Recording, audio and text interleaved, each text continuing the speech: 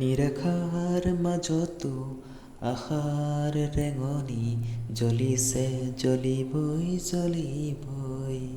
বিকশিত অসমৰ সেনানীসকল নতুন সূৰুজৰ পোহৰে উদ্ভাসিত হৈ উঠা সেই মহান তেজীসকল আপোনালোকৰ বাবে চৰকাৰে পুনৰবাৰ এক সুবিধা মুকলি কৰিছে।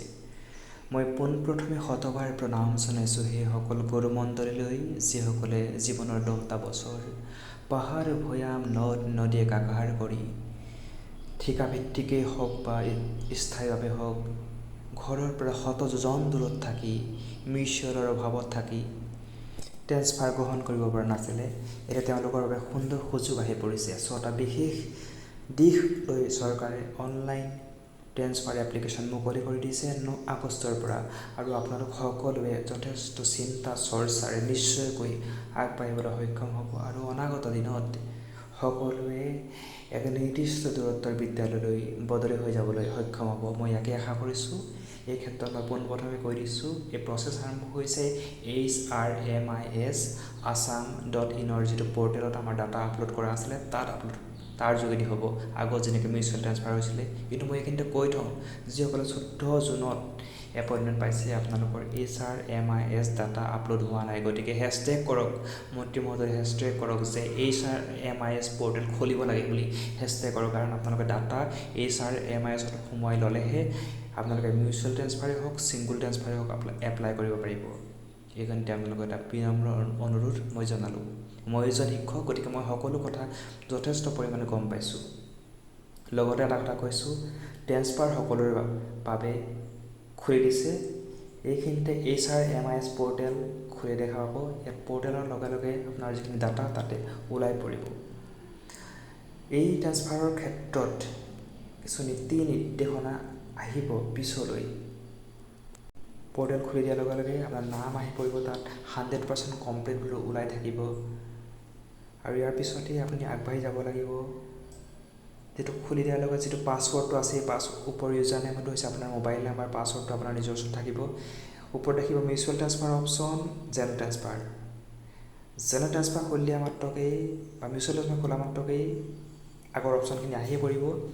ডিষ্ট্ৰিক্ট ওলাব, ব্লক ওলাব য'ত যাব বিচাৰিছে আপুনি, আৰু গ্ৰাউণ্ডত যাব বিচাৰিছে কি বিষয়ৰ যোগে যাব বিচাৰিছে। ডিষ্ট্ৰিক্টৰ ক্ষেত্ৰত লিষ্ট ওলাই পৰিব, কি ডিষ্ট্ৰিক্ট আছে ইয়াত, অসমৰ বিভিন্ন ডিষ্ট্ৰিক্টসমূহ ওলাই পৰিব। আপুনি য'ত যাব বিচাৰিছে তাত চিলেক্ট কৰিলে হ'ল। ইয়াৰ পিছত ব্লক ওলাই পৰিব, সেই ডিষ্ট্ৰিক্টখনে সেই নিৰ্দিষ্ট ব্লক আপুনি য'ত যাব বিচাৰিছে, ইষ্ট ৱেষ্ট নৰ্থ চাউথ বা বিভিন্ন, আমাৰ গোলাঘাটৰ ক্ষেত্ৰত মই কৈছোঁ, কিন্তু বেলেগ ডিষ্ট্ৰিক্টৰ ক্ষেত্ৰত বেলেগ বেলেগ ব্লক আছে।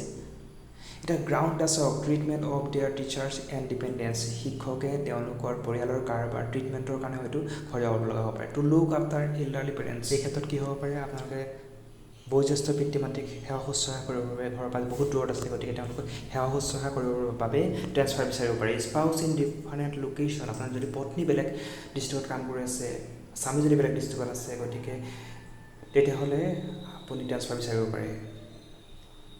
PWD completed 2 years of service, যিসকল বিকলাংগ আছে, দিব্যাংগ আছে, তেওঁলোকে যদি চাকৰি 2টা বছৰ অতিক্ৰম কৰিছে, তেওঁলোকে মিউচুৱেল এপ্লাই কৰিব পাৰে, ট্ৰেন্সফাৰ এপ্লাই কৰিব পাৰে। For safety and security purpose, মহিলাসকলৰ বাবে এই বিষয়টো গুৰুত্বপূৰ্ণ।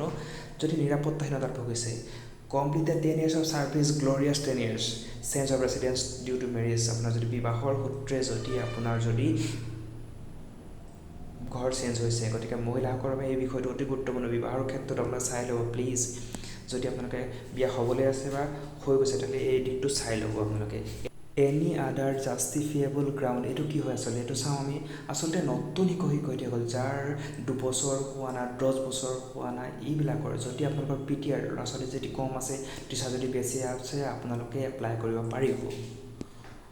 আপোনালোকে চাওক, যদি কমপ্লিটেড 10 years যদি কমপ্লিট হৈছে, আপোনালোকে কি জমা দিব লাগিব, ডকুমেণ্টছ, এপইণ্টমেণ্ট লেটাৰ, ডকুমেণ্টছ তাত আপলোড কৰিব লাগিব। এপইণ্টমেণ্ট লেটাৰ মানে 10 বছৰ হৈছে নাই, সেইটো আপোনালোকে চেক কৰিব। আপোনালোকে গম পাইছেনে, 10 বছৰ হৈছে নাই, সেই বিষয়টো আপোনালোকে চেক কৰিব এপইণ্টমেণ্ট লেটাৰখনৰ যোগেদি। জইনিং লেটাৰ বা এপইণ্টমেণ্ট লেটাৰ, যিটো অৰিজিনেল এপইণ্টমেণ্ট লেটাৰ আছে, সেইখন ডাউনলোড তাত দিব। এনি আদাৰ জাষ্টিফিয়েবল গ্ৰাউণ্ড, এইটোৱে কৈছোঁ ৰেলিভেণ্ট ডকুমেণ্ট। যদি আপোনাৰ 10 বছৰ হোৱা নাই, 2 বছৰ হোৱা নাই, কিন্তু আপোনাৰ ট্ৰেন্সফাৰ আপুনি বিচাৰিছে, তেতিয়া দিব পাৰিব এইটো। আপোনাৰ যদি দেউতাৰ ট্ৰিটমেণ্টৰ কাৰণে যদি আপুনি ঘৰ যাব বিচাৰিছে, তেতিয়া দেউতাক যদি ডক্টৰৰ কাগজখন দিব লাগিব, বা প্ৰুফ অফ দেউতাৰ লগত যে পুত্ৰ হয় সেইটো দিব লাগিব। তো লোকসকলে এলাৰ্লি পেৰেণ্টছ আপোনালোকে জ্যেষ্ঠ পিতৃ মাতৃৰ বাবে যে যাব বিচাৰিছে ৰিলেশ্যন চাৰ্টিফিকেটখন দিব লাগিব ৰিলেশ্যন চাৰ্টিফিকেট উইথ পেৰেণ্টছ এইটো গাঁৱৰ চাৰ্টিফিকেট দিলে হ'ব বা চেল্ফ ডিক্লেৰেশ্যন নিজে দিলে হ'ব মেৰিজ চাৰ্টিফিকেট যদি আপুনি পতি পত্নী বেলেগ দূৰত থাকে তেতিয়াহ'লে বিবাহৰ চাৰ্টিফিকেট বা নতুবা গাঁৱৰ লিখি দিয়া চাৰ্টিফিকেটখন দিলে হ'ব বা স্পাউচ চাৰ্ভিচ চাৰ্টিফিকেট যদি মানুহজনে চাকৰি কৰে তেওঁৰ চাৰ্টিফিকেটখন দিব লাগিব PWD কমপ্লিটেড 2 years PWD হ'লে মানে কি পাৰ্চনেল ডিজেবিলিটি তেওঁলোকে এপইণ্টমেণ্ট এখন দিব লাগিব আৰু লগতে মেডিকেল চাৰ্টিফিকেট যিখন দিব্যাংগসকলৰ কাৰণে চাৰ্টিফিকেটখন আহে যে সেইখন চাৰ্টিফিকেট আপোনালোকে আপলোড কৰিব বেছি ডাঙৰ ডকুমেণ্টছ নহয় চিন্তা নকৰিব না for safety and security purpose যদি মহিলাসকলে যদি নিৰাপত্তা ভুগিছে সেইটো কিন্তু ডিচে লিখি দিব লাগিব প্লিজ ডিচে লিখি দিলেহে এইটো মানে আগবাঢ়িব পাৰিব ইয়াৰ পিছতে change of residence of due to marriage যদি বিবাহটো যদি আপোনালোকৰ যদি জেগা চেঞ্জ হৈছে মেৰিজ চাৰ্টিফিকেট দিব লাগিব আৰু কোন ডিষ্ট্ৰিক্টলৈ গ'ল হোম ডিষ্ট্ৰিক্ট নে বা বেলেগ ডিষ্ট্ৰিক্টত গ'ল নে ক'ত বিয়া হৈছে মানে সেইটো কথা জনাব লাগিব গাঁওবুঢ়াৰ ক্ষেত্ৰত প্ৰযোজ্য হ'ব এইটো এতিয়া কওঁ যেনে তেনে ট্ৰেন্সফাৰ হৈ যাব নেকি নহয় যদি আপোনাৰ স্কুলত আপুনি যদি এক্সেছ হয় আপুনি যদি 10 বছৰ কমপ্লিট কৰিছে আপুনি যদি ক্ৰাইটেৰিয়া কমপ্লিট কৰিছে 6টা ক্ৰাইটেৰিয়া তেতিয়া আপুনি ট্ৰেন্সফাৰৰ কাৰণে বা মিউচুৱেল থাকিলেতো একো নাই মিউচুৱেল দুজনৰ মাজত হয় একো নাই ছিংগল ট্ৰেন্সফাৰ কাৰণে এপ্লাই কৰিব পাৰিব কিন্তু এই ক্ষেত্ৰত এটা কথা আছে দুখন লিষ্ট ওলাব এখন হৈছে ডিষ্ট্ৰিক্টৰ এক্সেছ টিচাৰ লিষ্ট ক'ত ক'ত স্কুলত এক্সেছ আছে